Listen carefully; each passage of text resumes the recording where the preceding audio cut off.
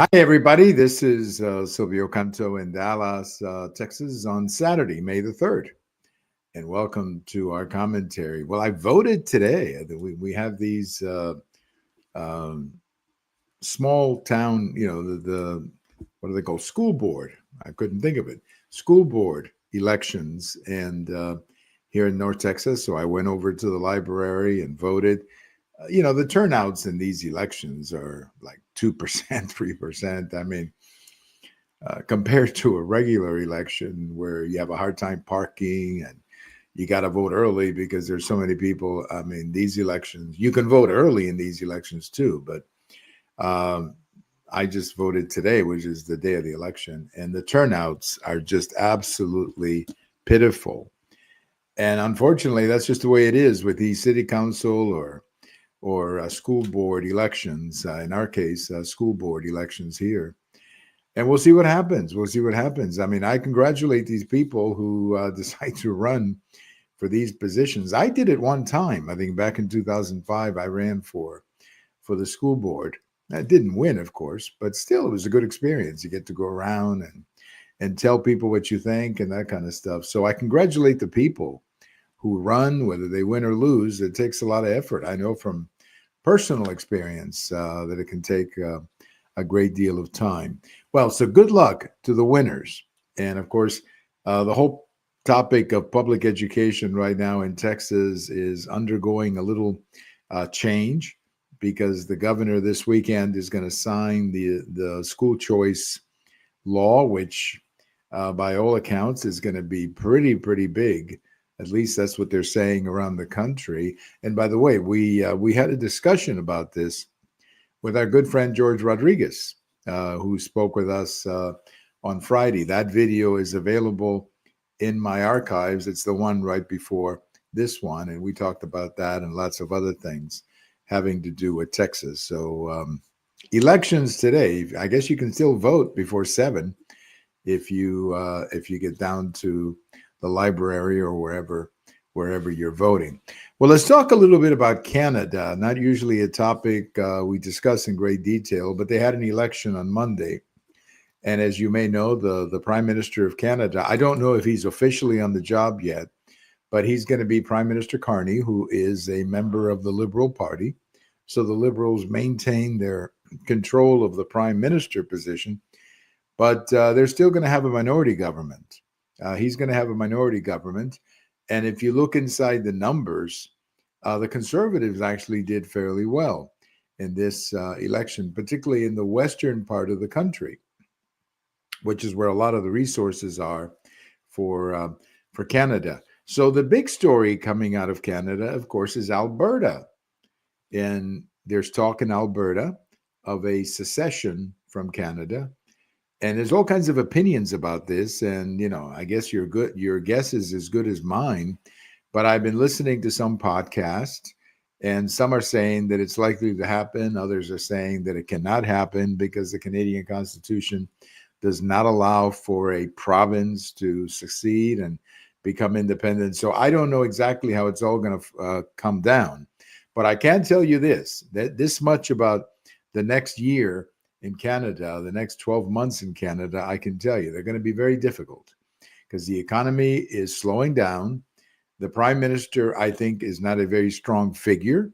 I don't think that liberal ideas are going to be very popular in Canada. In fact, I know they're not. I mean, the Liberals only got like 41 or 42% of the vote. So it's not like this was a huge sweep for the Liberals up there. So my guess is that the Prime Minister is probably going to have to call for, or there will be other elections in the next 12 months or so, because they have this parliamentary system where you can do that. By the way, I don't like parliamentary systems. I don't think they are as stable as, let's say, our system where you have a president for 4 years and that's it. He's then there for 4 years. You cannot have, he cannot be replaced for 4 years. Of course, in case of death or something, that's a different story. But I've never been a fan of the parliamentary system because you got all these crazy parties that make governing at times a little bit complicated. But I do think that this is going to be a difficult year for the Canadians, not just the economy, but overall. And eventually they're going to have to get over Trump. Eventually they're going to have to realize that their problem is not Trump, as much as they want to make him their problem. Trump is not the problem. The problem is that as any conservative or any economist in Canada, conservative or liberal, will tell you, the country has not been attracting investment. Taxes are too high. Regulations are too high. And they need to become more competitive. They need to become more competitive. And at the moment, they're not.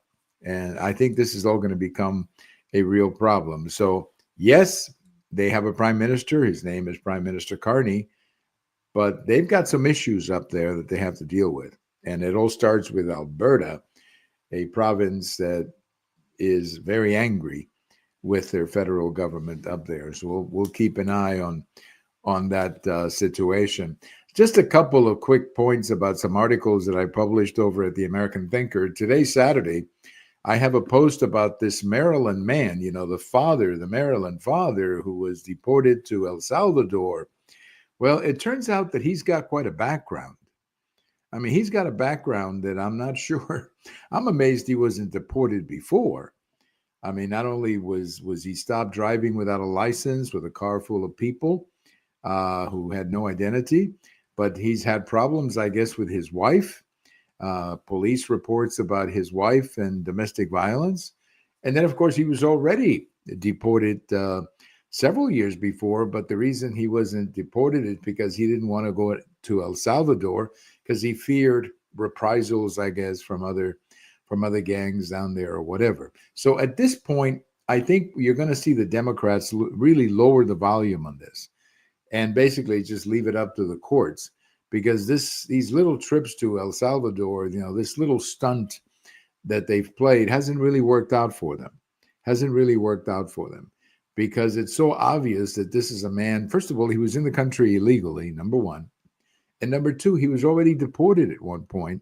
But his deportation was, again, held back because of fears that he might have problems down there when he got down there. There'd be concerns about his life, I guess, down there. But if you're a man who was deported and your deportation was basically stopped because they didn't want to send you back to El Salvador, and then you're sitting around having problems with your wife, domestic violence, and then you're driving a car in Tennessee with a bunch of people in the car, you're driving without a license, I guess, you're speeding.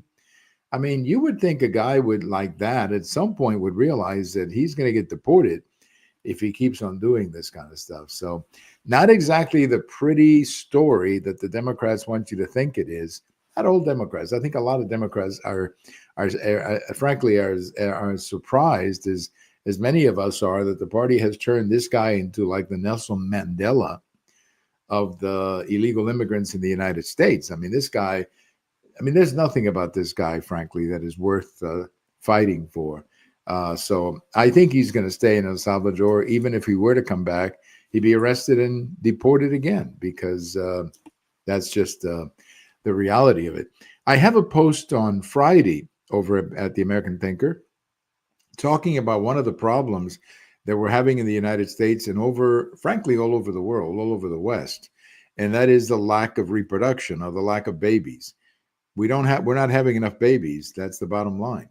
And we're not reproducing. Now, the problem is worse in some areas than others. But if you look at the West, it's a common problem that we all have. We're not reproducing. We're not having babies. So as a consequence, what's going to happen? Who's going to pay the pension plans? And who's going to pay the Social Security taxes? And frankly, who's going to defend the country? Because normally we have young people serving in the military. So at the moment, the message, I think, has to be we have to have more babies. Now, I don't believe in having government pay people to have babies, because I don't think that's the way to do it.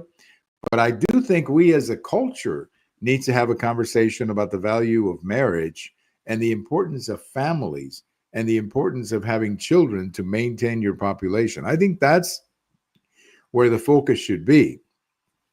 And, it's not simply a question of paying people to have babies. I just don't think that's going to be enough to make it happen. It has to be a change in attitudes, a change in culture, And that's where I think we need to work on as a society, bring marriage back and bring the value of families back. I think that's where it's really that's what we need to be doing. Well, I have a post coming out Sunday about Senator Fetterman. Of course, he's the senator from Pennsylvania. There was a huge story in the New York Times attacking him for a bunch of staffers are saying that the senator is irrational and apparently a little crazy. And of course, this is kind of funny because if you remember a couple of years ago when he ran, there were a lot of concerns about the stroke that he had and whether or not he could do the job. Thankfully, he has recovered from that stroke. And I say thankfully because he's a human being and he's a father, and I'm happy to see that he has. But I think what's really offending many Democrats is not necessarily what he's saying in private. What I think is offending a lot of Democrats is that he's one of these Democrats who realizes that you have to work with President Trump. You can't just write off President Trump because you don't like him. And also in the case of Fetterman, he understands that Senator Trump or President Trump carried the state of Pennsylvania and that his other senator from Pennsylvania is Senator McCormick, who won in 2024. So not only does he have a president who carried his home state, but he also has a senator from the Republican Party who is the other senator from Pennsylvania. And I think Fetterman realizes, hey, I got to work with these people because working with them, maybe I'll get something done for my constituents. But of course, there is a segment of the Democrat Party that will not forgive you if you say anything positive about Trump, or for that matter, sit down and say, hey, let's have a rational discussion here and see where we can agree on something. I mean, the guy is going to be president for the next 3 years. Maybe we can get some things done that benefit our constituents. And unfortunately, there's a lot of Democrats who don't think that. They think the only way they can get anything done is by bashing Trump and disagreeing with everything that he says, which is pretty insane when you think about it. It's pretty irrational. It's what we call Trump derangement syndrome. So, look, I think that Senator Fetterman is correct. You sometimes have to work with the president of the other party to get things done for your state, which is what he's trying to do, But unfortunately, as I mentioned in my article, as you will see in some of the other coverage of this story, there's just some Democrats who think that that cannot be the case, that you have to be against Trump 100% of the time, and that working with Trump is something that is unforgivable. Well, that's insane. That's insane. When the guy carried the popular vote, won the popular vote, not only won the popular vote, but he carried, and this is a statistic that often gets lost in all of this, the guy carried 84% of the counties in the United States. If you look at the map of the United States, the county by county map, he carried 84% of the counties.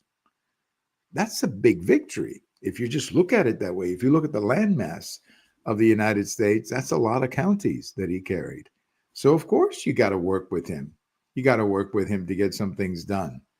But apparently too many people in the Democrat Party will simply not allow you or will not forgive you if you do what Fetterman has done, which is to sit down with the president or try to see where there may be some common ground to get some things done for his constituents. They simply will not forgive you.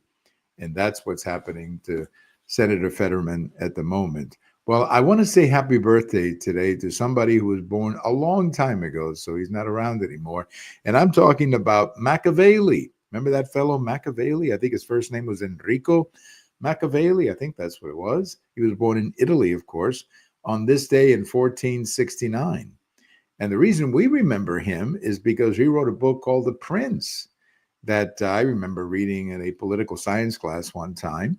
And The Prince is a really interesting book. I always recommend. I mean, as soon as I read it, I recommended the book to everybody because it's a fascinating book of how to survive politically. And they call somebody Machiavellian if you're one of these people who can survive politically or adjust to political reality or simply look out for your own interests, whatever. But Machiavelli was born on this day in Italy, 1469. So we remember him today. I hope he's doing well up there, wherever he is. And if you do get a chance to read his book, it's called The Prince. It's really a good book. You ought to read it sometime. Well, have a great weekend, everybody. This is Silvio Canto in Dallas. And we'll talk to you later. Bye-bye, everybody.